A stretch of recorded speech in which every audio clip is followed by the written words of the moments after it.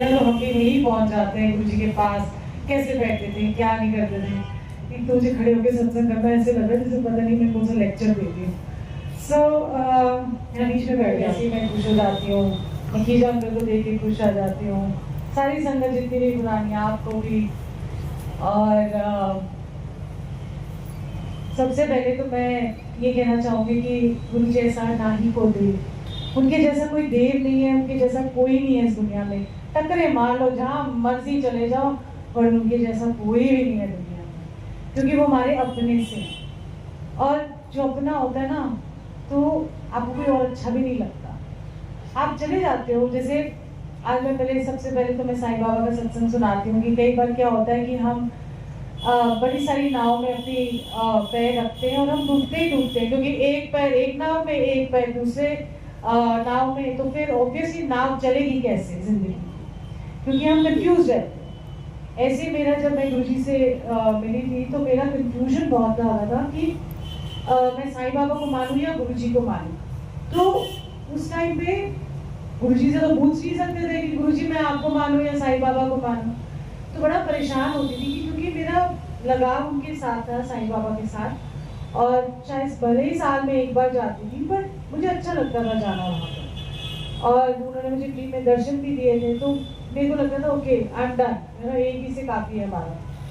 और मतलब गुरु जी के पास जब खिंचती गई, चलती गई उनके पास, तो मेरे को ना खिंचाव ज़्यादा हो गया उनके साथ, और मैं कंफ्यूज हो गई है। मैंने कहा अब इधर मानूं ना उधर मानूं, कोई मतलब आपको कंफ्यूजन दूर करने के लिए तब कोई सत्संग नहीं होते थे, ऐसा कुछ हमें नहीं बताया गया किसी ने कुछ भी। एनीवे ऐसी एक हफ्ता में बहुत परेशान रही, ना नींद आए, समझ ही ना आए क्या करूं क्या ना करूं। तो एक दिन गुरुजी मतलब एक ड्रीम आता है मुझे, गुरुजी चोले में ही थे। तो उस ड्रीम में आता है कि मैं हमेशा रामनवमी वाले दिन लोधी रोड साईं बाबा के मंदिर जाती थी, और वहाँ बैरिकेड्स लगे होते, तो मैं अपने फैमिली के साथ पूरा बैरिकेड लेके, और मेरी हमेशा से एक आदत होती थी कि एक गुलाब की माला लेके जाओ, और बड़ी, बस इतना ही। और वो मैं टोकरी उठा के लेके जाती हूँ अंदर, तो देखती साईं बाबा आ सकते हैं ही नहीं, मतलब खाली है, मूर्ति है ही नहीं उनकी। मैं कह रही हूँ, मैं इतने सारे लोग दर्शन करने आ रहे और मूर्ति गायब हो गई। और मैं जहाँ देखती हूँ कि जहाँ उनके बच्चे खड़े होते हैं या पंडित जी बैठे होते हैं, वहाँ पर गुरुजी ना ऐसे आरती पाती मार के बैठे हुए हैं, बड़े क्यूट से वाइट सैटिन कलर के कुर्ता और धोती में, धोती तो नहीं थी मतलब लुंगी में। एंड सुंदर, मैंने कहा गुरुजी आप यहाँ क्या कर रहे हो? तो मुझे कहते इको ही लड़ पकड़े रख, इतने उतने पटकन की लोड़ नहीं है। वो दिन है, तो मैं तो पकड़ लिया गुरुजी का पल्ला। मैं कहा चलो अब हम आपके, आप हमारे। और फिर उन्हें अपने नाम का अमृत पिलाया। तो तब से लेके आज तक ऐसा नहीं है कि बाबा नहीं है, जो बाबा के भक्त हैं कि वो बाबा के ही हैं, गुरुजी के भक्त हैं वो गुरुजी के ही हैं।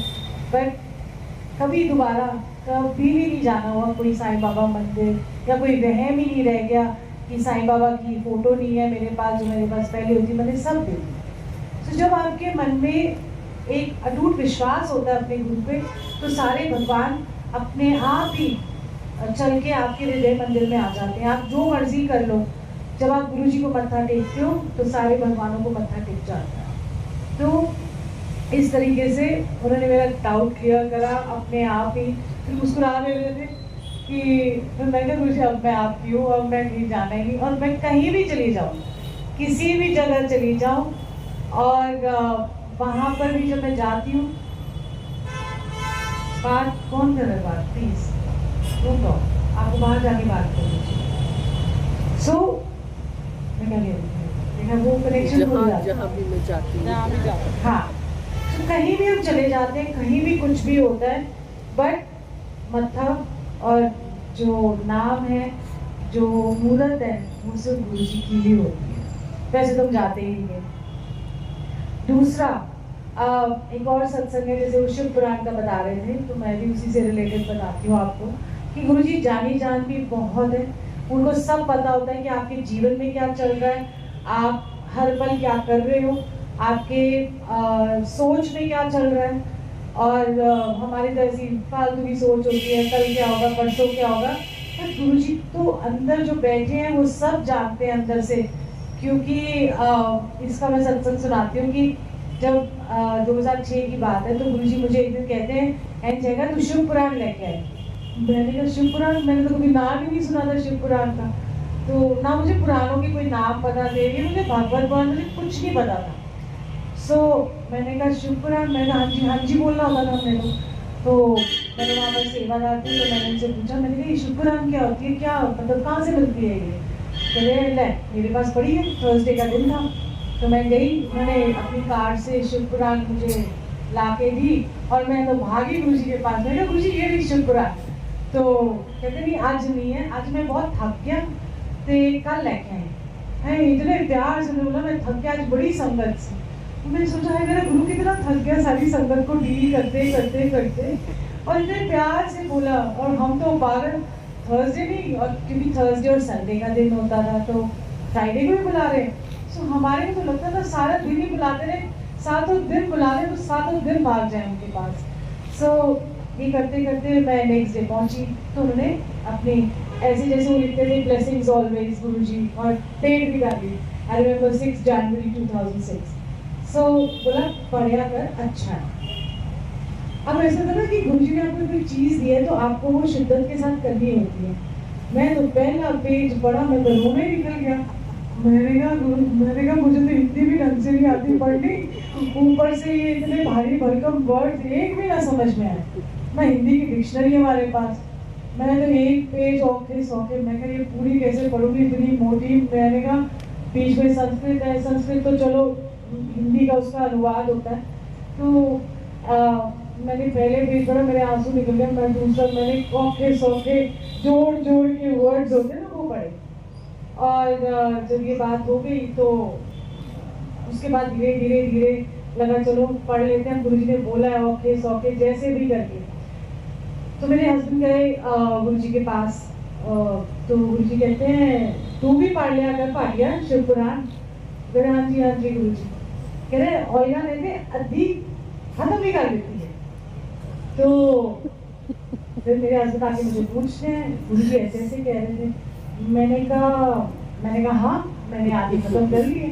तो गुरुजी को पता है कि कौन पढ़ रहा है कौन नहीं पढ़ रहा है। सो वो जानी जान है। और जब हम कहते हैं ना कि एक सबसे बड़ी हिदायत है कि जब आप अपना कोई भी पाठ कर रहे हो, अपना पर्सनल पाठ भी कर रहे हो, चाहे आप सुखमनी साहब पढ़ रहे हो, चाहे चौपाई साहब पढ़ रहे हो, चाहे शिव पुराण पढ़ रहे हो या रामायण पढ़ रहे हो, जो भी पाठ है वो गुप्त रहना चाहिए, किसी को नहीं पता लगना चाहिए कि आप पाठ कर रहे हो। कई बार आप पाठ करते करते आपको फोन आ जाता है, अच्छा मैं जरा पाठ करके फोन करती हूँ, जरूरी नहीं है आपको ये सब बोलना, मैं बिजी हूँ थोड़ी देर में कॉल कर। तो आपको ये सब, आपका पाठ आपके लिए, पाठ क्यों करना है, गुरुजी क्यों आपको बोल रहे हैं कि शिव पुराण पढ़ो या कोई भी पाठ करो, क्योंकि आपकी सफाई होती है उससे। आप जैसे जैसे आप पढ़ते जाते हो पाठ, जैसे जैसे आप करते जाते हो तो आपके अंदर सफाई होती है। आपको समझ नहीं आ रहा होता, पहले तो शिव पुराण पढ़े तो ऊपर से ही निकले। मैंने कहा ये क्या बात हुई, मतलब कभी कभी क्वेश्चन ये भी आया था कि ये क्या मतलब शिव पार्वती सबको एक दूसरे औरतों को नीचा क्यों दिखाते हैं, हमारे इस टाइम पे तो एम्पावरमेंट की बात होती है। सो धीरे धीरे समझ में आती है आपको जब आप पढ़ते जाओगे, और ये भी नहीं पता लगता कि आपने कितनी बार पढ़ ली, ये देखना भी नहीं सोचना भी नहीं। तो गुरु जी जब कहते थे कि माला नहीं फेरनी चाहिए, क्योंकि आपको जब आप एक माला फेरते हो तो एक माला के अंदर आपका अहंकार आ जाता है, अरे मैंने तो 108 बारी आज नाम लिया, मैंने जितने भी 108 into twice thrice, तो आपको वो सब नहीं सोचना।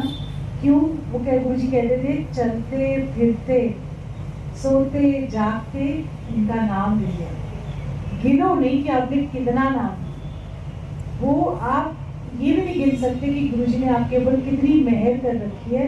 उतनी ही बार जितनी बार आप उनका नाम लेते हो, आप मंत्र जाप करो या नहीं करो, बट गुरुजी को याद, क्योंकि जब आप पाठ करते हो तो गुरुजी को याद करते हो, जब आप मंत्र जाप करते हो तो भी गुरुजी की याद आती है, जब आप सत्संग में आते हो तब भी गुरुजी खींचते हैं आपको, सिर्फ गुरु गुरु चलता है आपको। सो नाम सिमरन का मतलब ये नहीं है कि बैठ जाओ धुनी रमा के, चलते फिरते हर किसी के अंदर आपको गुरु नजर आना चाहिए, कोई गिला शिकवा किसी के साथ नहीं रखना चाहिए, तब तो हम इंसान बन जाते हैं।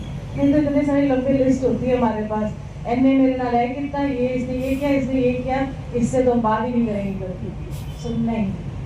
और शिव पुराण से रिलेटेड कि उनको पता है कि आप क्या कर रहे हो, ऐसे ही शिव पुराण जैसे पढ़ा करो, हम पढ़ते थे।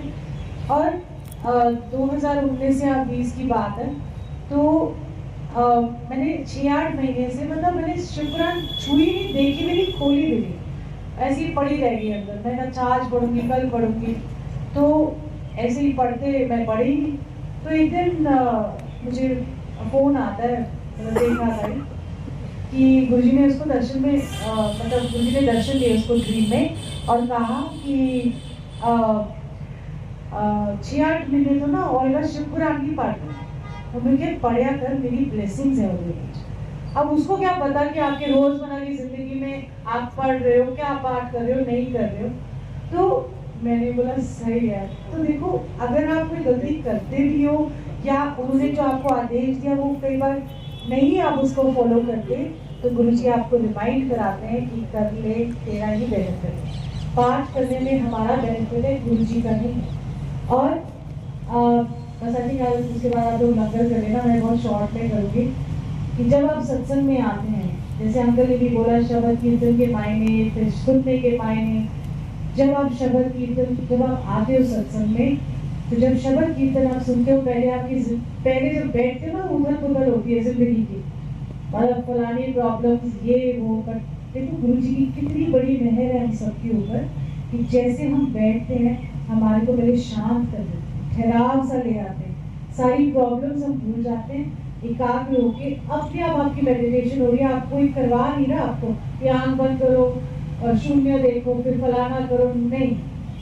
गुरुजी आपको ठहराव में लेके मन एकदम शांत करके जितना भी शब्द कीर्तन आप सुन रहे होते हो वो आपके दिल में उतरना शुरू होता है, आप समझने लगते हो, एक वर्ड इधर से, एक वर्ड उधर से। और जब गुरुओं की वाणी आपके दिल तक पहुंचती है, आपका दिल का या आपके द्वार खुलते हैं।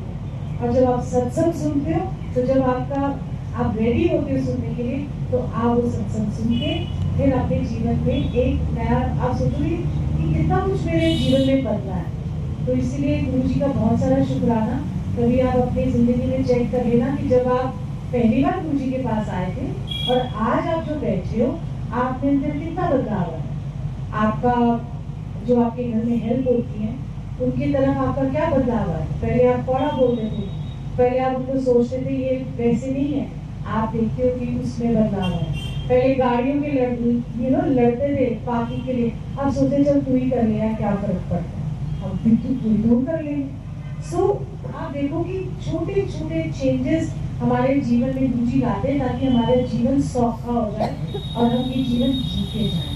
सो गुरुजी का बहुत सारा थैंक यू कि वो हमारे चेहरों पे मुस्कुराहट ला देते हैं जब हम सबसे ज्यादा दुखी होते हैं। सर एकदम से कुछ ऐसा होता है, वाह गुरुजी निकल जाता है, मैं वाह, छोटी छोटी बातों का आपका ख्याल रखते हैं जो दुनिया में कोई नहीं रखता। सो ऐसे हंसते रहिए, मुस्कुराते रहिए, गुरुजी से जुड़े रहिए और गुरुजी को बहुत सारा प्यार करो, टूट के प्यार करो। जीवन की तो चलती रहेगी चीजें, वो तो उठा पटक होती रहेगी, बट अब ये सोचो कि आपके इस जीवन काल में गुरुजी मिले हैं, अगले जन्म में मिले ना मिले पता नहीं, स्यापा ना मिले देर की करिए, तो अब मिले तो पकड़ लो उनको और बोलो कि गुरुजी ना मैं आपकी, आप मेरे, बस स्यापा खत्म साटा, है ना। सो बस यही जीवन है, बाकी तो we don't know. So love Guruji like crazy, वो होता है ना मैडनेस वाला लव करो, चाहे वो एक मोमेंट के लिए क्यों ना आए, जब आपके एक क्षण का वो जो पागलपन है ना गुरुजी के प्यार के लिए, वो है भक्ति। तो गुरुजी कहते थे बड़े जन्मों की भक्ति होती है तब आप मेरे पास आते हो या मैं तुम्हें मिलता हूँ, पूरन गुरु जैसे कहते हैं ना। ये पूरे 16 कलाओं में संपन्न ब्रह्मांड के मालिक हैं और वो इतने बड़े हमारे लेवल पे आके हमसे बात करते हैं, हम हमारा ध्यान रखते हैं। तो thank you Guruji for coming into our lives, हमारे जीवन में आने के लिए बहुत बहुत शुक्राना और अच्छा बुरा गलत सही समझाने के लिए शुक्राना। एंड सारी संगत भी एक दूसरे का इज्जत मान करे, एक दूसरे को प्यार करे, क्योंकि गुरु संगत में ही बसता है। सबका आदर सत्कार करे। जय गुरु जी। बहुत मुस्कुराहटें, बहुत सारा प्यार।